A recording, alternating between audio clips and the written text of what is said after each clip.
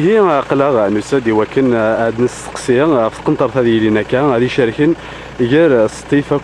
تمدينة نفقايت يعني ماس اكيد نسقسي كان يعني غادي نيض ذا شو ذي سوين غادي شو الفايده نتقنطر فيه ثم الضاد سنسال اللي يقول تيليسان نتقنطر فيه. بارك الله فيك. قنطرة ثاني كي يقربطن غير ونا بقايث بني ورتيران تسين كيث هنا طريق الانجاز خدم الزوج قريبه تفاك ولا تسين كيث لا سابلاي تطفن خدمن قريبه تفاك ان شاء الله ويرني الوزير تكمل القمر القرن ثاني كيث تروح هكا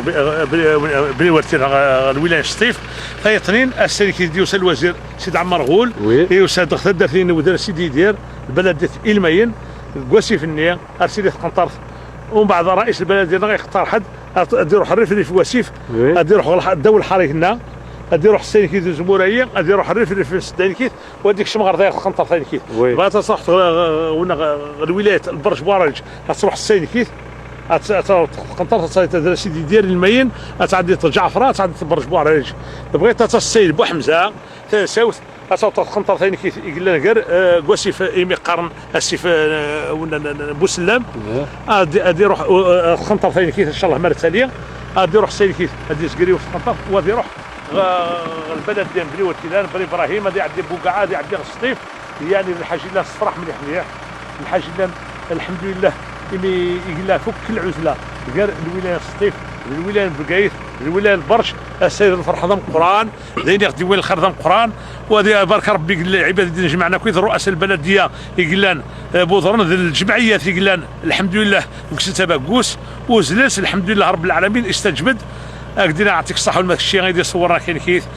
فرحان سواش كاين كيف اكون يبارك ربك. ايش الفايده يعني ايش الفايده نتقنطر ثاني يعني شاكيت زريضك انا عمل كاين الفايده زريك تقنطر ثاني كيف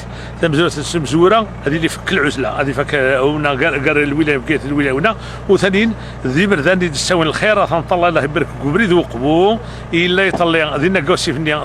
تقني بصاص الله يبارك لا زوني الحاج الناس فرح مليح مليح يمكن اللي